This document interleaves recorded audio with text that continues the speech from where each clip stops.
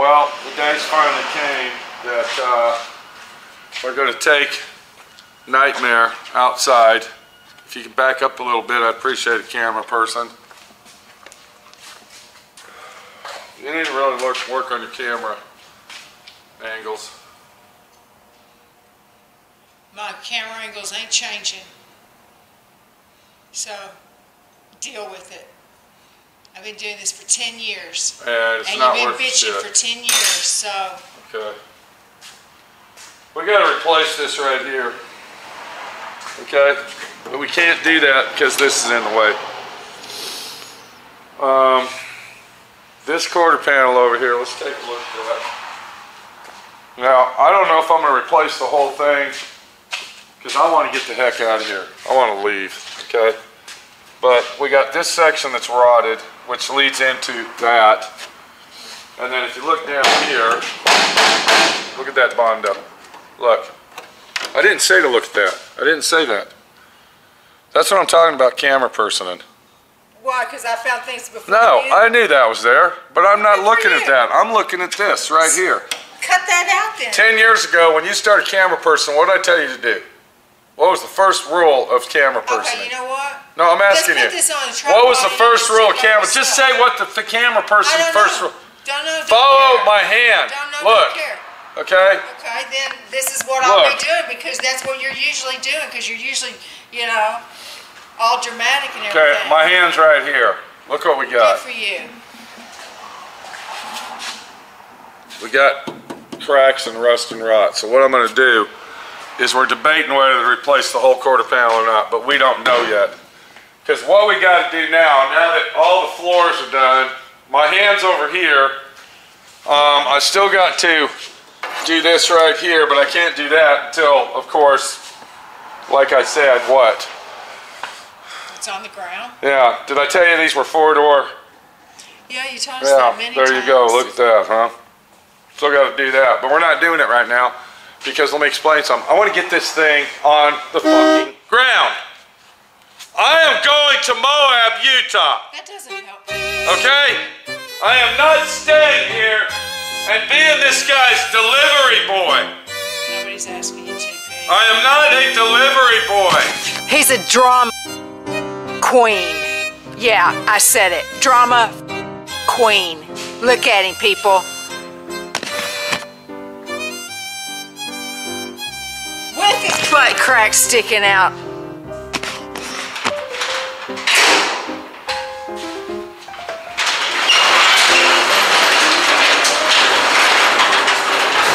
So what we got to do to get this car is keep your mouth shut. Sandblasted. All right, are we backlit now? Son of a bitch. Here, yeah, let me walk over here where we're backlit here. Exactly, why don't you open the door for?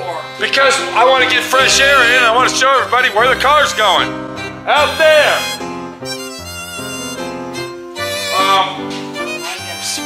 Mr. Majestic was supposed to have a couple of his guys here. That didn't happen. The only guys that are here, or should I say people, persons, is me and Minnie the Body Shop Girl. So we're going to take it in our hands to load this thing up on my trailer to drag ass in the back of the prison yard so we can get this done tomorrow morning because I'm not staying here. I want this thing off my rotisserie so I can fucking leave. Welcome to D.I.Y. Automotive School with my friend Pete and Minnie the Body Shop Girl. It's everything you need to know about cars and more.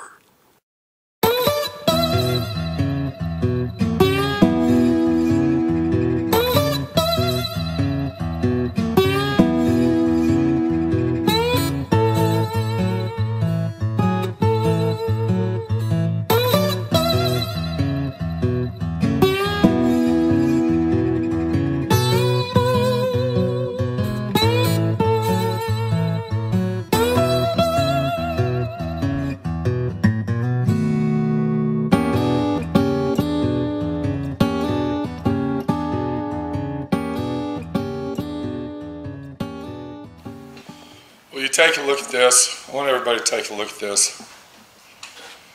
Now, this car was fixed back in the 80s. That means that this car's been rusting out for a long time. How do I know it's been fixed in the 80s? Because of this brass. This is brazing rod. This is what people used to use to repair cars when you got little minor cracks, or you had to replace quarter panels or quarter sections or fixed rust or whatever. They used to use a brazing rod, and what that inquired on is having a cutting torch or a brazing torch, and then you use a brass rod, and then you'd melt it all together. Well, I kind of grinded this down, and I knew it was going to happen anyway, but I went ahead and, you know, threw out my best, and I was going to spot weld all these rust holes up. But what we found out is this thing's rusted out worse than it is, and you can see right here where I was just burning through it with my welder.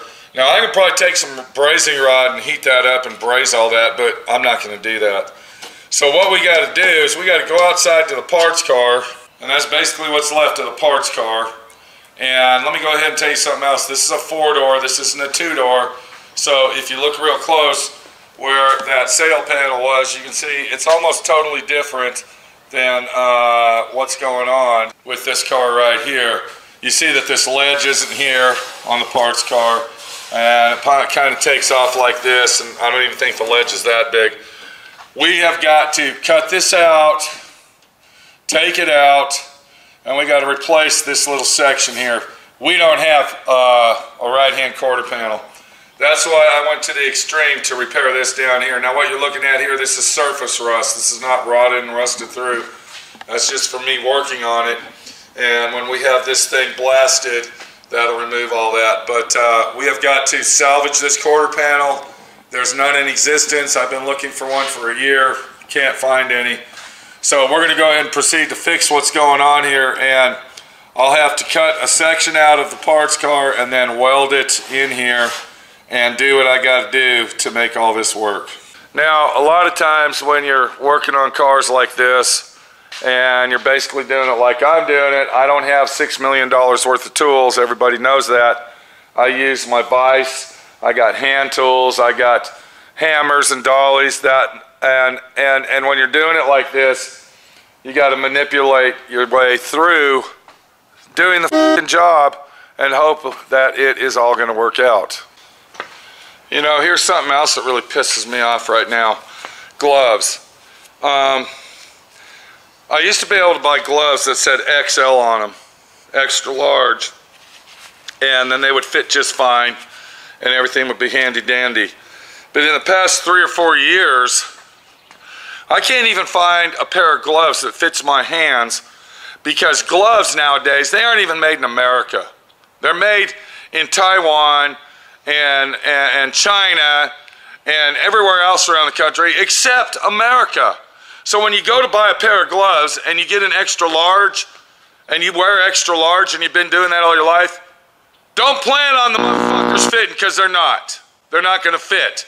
I have tried 9,000 pairs of gloves on. I've went to every hardware store available to go to. I even ordered a pair online.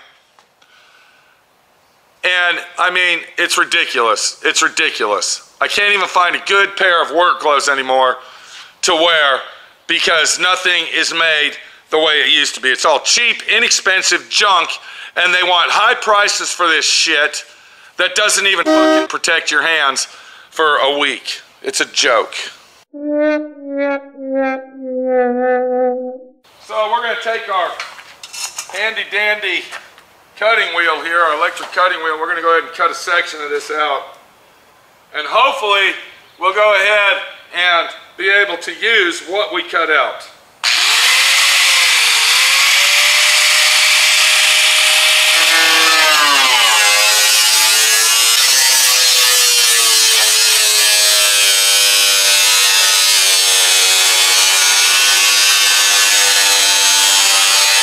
Did I say something about made in Japan or made in China or made in Taiwan? Well, there's another situation. I didn't even get 8 inches of cutting done, and I already got to replace my fucking cutting wheel. People wonder why shit doesn't get done in a well-mannered time span or why it isn't being done properly, and this is one of the reasons why, right here. Because you can't even buy anything that actually is worth buying. Everything nowadays is pure junk. And what's really sad about the whole deal, what's really sad about it, you're paying more money for this fucking thing than you were for a Made in America one 10 years ago. That would last you 7 or 8 times longer.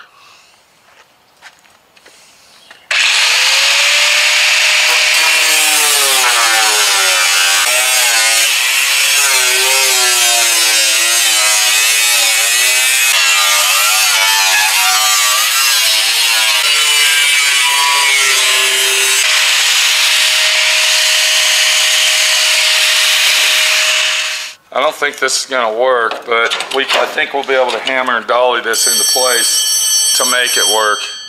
So you kind of see what we're working with here. My phone's ringing. Let me go ahead and get that. I'm going to cut this out, and then I'll take this, manipulate it to work, and we'll see what happens. We'll see what happens.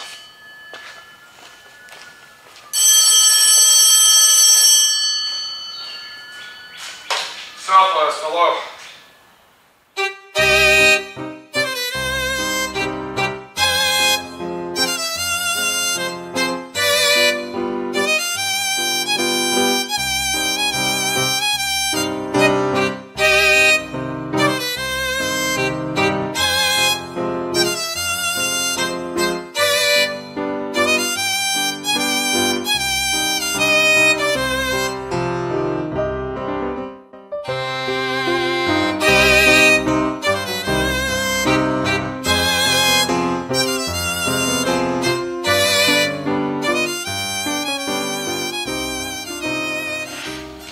Alright, what we got here, I went ahead and took that piece that I cut off of the parts car and I kind of mimicked my way around. Now I had to cut a bigger hole than we started with, and then I made it fit, and you can see it kind of shimmies itself in there, and it fits pretty good. So we're going to go ahead and start tack welding this thing on and see what happens. Once again, this is being made with hand tools only. We don't have brakes, we don't have bends. It's going to require some body work, minor body work, but I think I got it half-assed pretty good in there. I'm kind of lost on this here, but we'll figure that out as we get to it, because this doesn't square out like this. This actually flows in. So we're probably going to have to go ahead and make another little piece for that. But this is how you're doing it. See, you're taking your time and you're fitting everything in there to, you know, jigsaw it together. So let me get some welds on this and see what happens.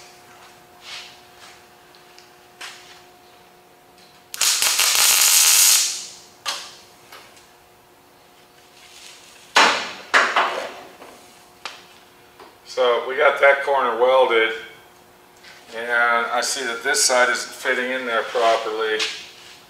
So what we're going to have to do is we'll have to take our grinder and grind that down to fit.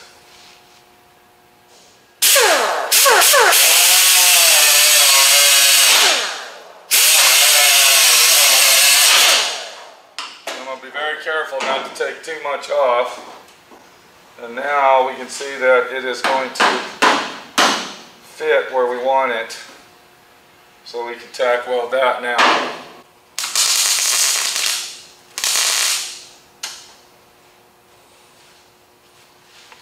Okay, so we got 2 tack welds holding it.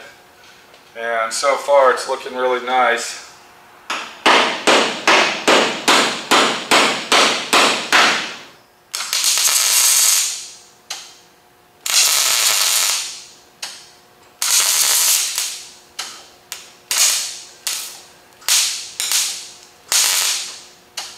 So this piece here is too low. Alright, let me get the camera a little closer here. we're going to try to get a little DIY action on this so you can kind of figure it out. But if you look right here, you can see it's not formed right and it's too low. So what I'm going to do is I'm going to heat this up with a torch, and then I will stretch this and pull it up to match. And then also in combination I will use my body hammer. Flame's a little high.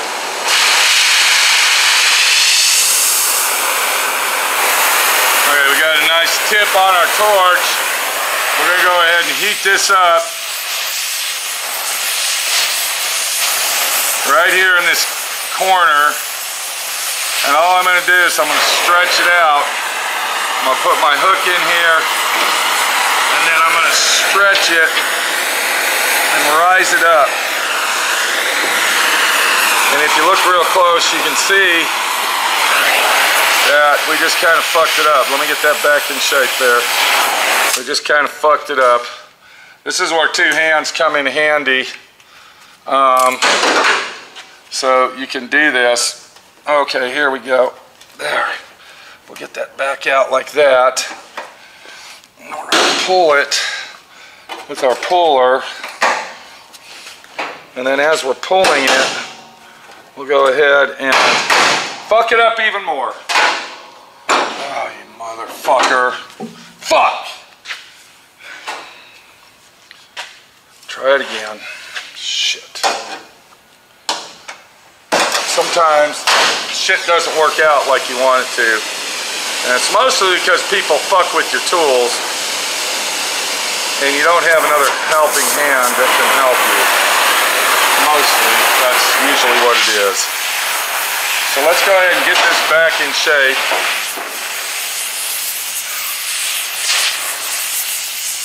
Try to get this to form for us.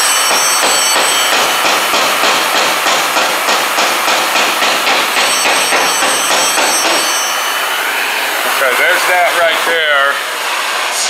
So what I'm going to do now, my phone's been ringing off the fucking hook over here. I can't work when the phone's fucking ringing.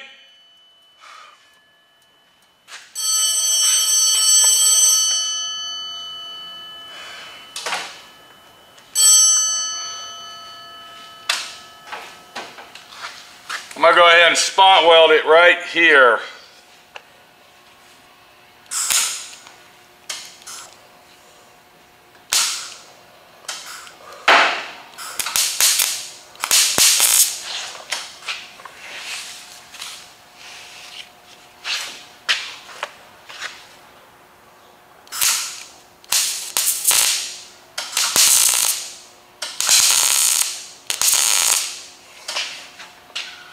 Alright, we got it welded up to that point. So now what we'll do is we'll heat that up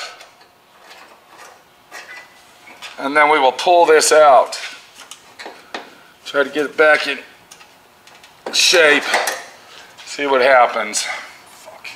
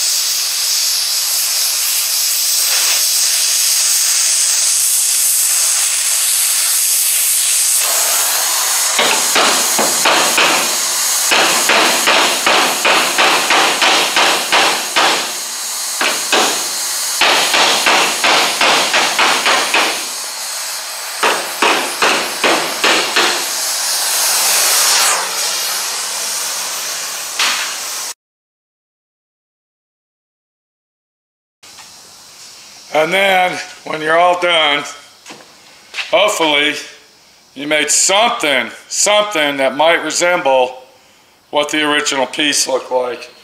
Where is our original? Here it is. So it doesn't look identically exactly like it, but it'll be good enough for us to go ahead and make something out of that, using a little bit of possibly Bondo. Like I said, once the trim's on it and it's all covered, you aren't going to see it anyway. But that's about a 4-hour job that you're looking at right there. And using your brain, using your hand tools, grinding, heating torches, welders, you know, make something. Do something, be somebody. This is Pete, working on Nightmare.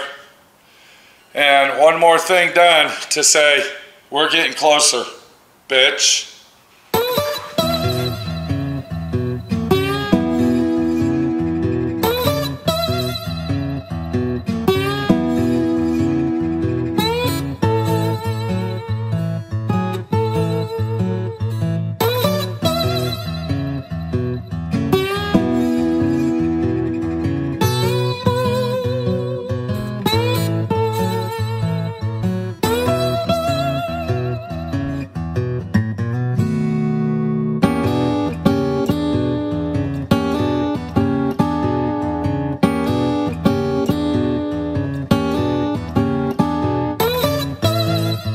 Thanks for watching D.I.Y. Automotive School.